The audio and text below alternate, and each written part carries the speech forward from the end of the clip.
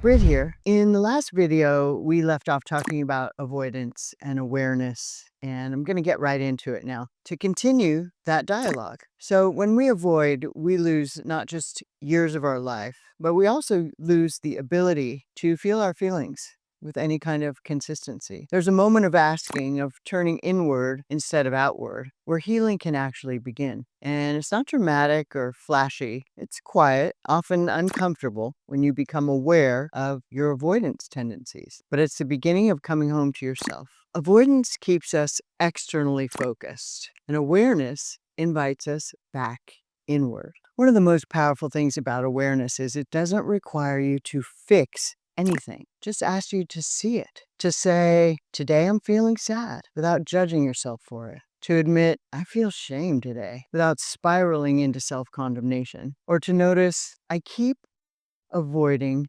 silence and gently asking yourself why. One of my clients, Danny, told me she had a habit of cleaning obsessively, especially at night. And she said, I just can't go to bed unless everything's perfect. But one day, instead of giving into the compulsion, she sat down on the couch with one of her assignments from Path to Thrive and let herself feel. I understand that level of perfectionism where you want to wake up and everything's great, there's no mess, there are no dishes in the sink, etc. So I understand giving into that compulsion. But this night, Danny sat down with one of her assignments and said, what would it feel like if I just stopped? What am I afraid of if everything's not perfect right now? And her answer? She was afraid of loneliness. She was afraid of grief and her own guilt. You see, she had ended a pregnancy in college like I did, and she was afraid that it would feel like opening a door to a room she hadn't entered in years. Yet that's awareness. Awareness isn't about rushing in to solve something. It's about learning to sit. It's about learning to feel. It's a learning to be okay, being present with whatever your emotions are. And I'll tell you, there's some secrets there that I'll cover in another video as well about what actually happens in your life when you learn to embody presence. Miracles start happening. Rewiring starts happening. And different things and people in a positive way start coming into your life. But that's for another video. So to stay with awareness here, emotionally, neurologically,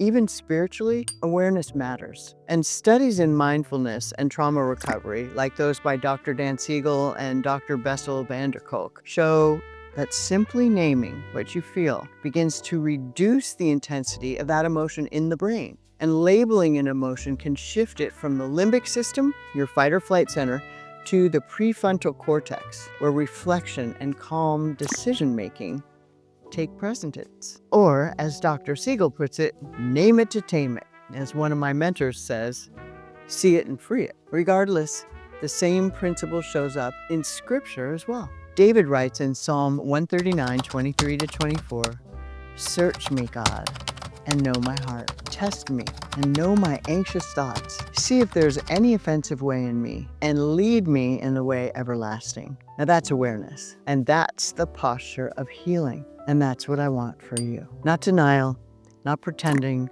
not performance, but a willingness to be seen, first by yourself and then by God, and then maybe by others. Awareness also breaks the lie that your emotions are the problem. Your emotions are messengers. They're signals. They're trying to show you something that your busyness and your avoidance has kept you from seeing. They don't need to be fixed. They don't need to be heard. They don't need to be analyzed at this time. So what does this look like in practicality? It might look like journaling for 5 minutes a day, writing down what you feel without editing. There's a great book called The Artist's Way, which I used in some healing courses when I was on a journey to heal. That I was in a wonderful community of artists, mainly actors, some artists and screenplay writers. However, this community was centered around this book, The Artist's Way, and it's a famous book used in a lot of 12-step programs as well, but mainly for artists who end up in addiction because they aren't tapping into their creativity. And it's all about creativity as a muse and an avenue for healing. And the deal was you had to write every day for a certain amount of time, and it didn't even matter if you started out, they're called the morning pages, and it didn't even matter if you started out writing, I had a dream last night, I dreamt of a horse last night, I dreamt of a cow last night, whatever you're writing over and over, I want a coffee, I really want to stop writing, whatever it was, We would just write. And the effectiveness of that was amazing. So it might look like that journaling for 5 minutes a day, writing down what you feel without editing. That's the key. You're not allowed to change the words, add punctuation. Whatever comes out is what comes out. Or perhaps it looks like pausing the next time before you say yes to another commitment and asking, why do I feel the need to say yes every time my husband asks me to do something, or every time I'm asked to serve in this community, or why do I feel the need to say yes? Take a minute, pause, ask yourself, what would it feel like to say, not at this time? It might look like letting a tear fall without rushing to explain it away, like I sometimes do on these videos. It might look like sitting in your car after church and whispering, God, I don't know what I'm feeling, but I'm here and I'm willing.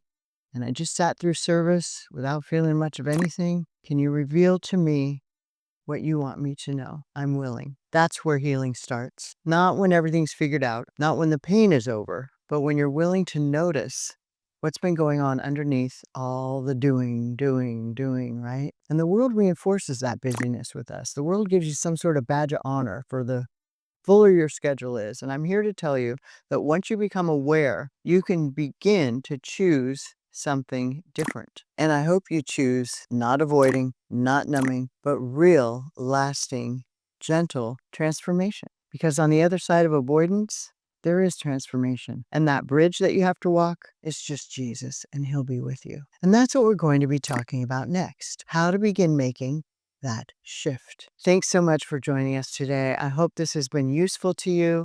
I would love you to subscribe to my channel and join our amazing community of fabulous women, and comment, and I will reply. And if no one told you today, remember, you are beloved.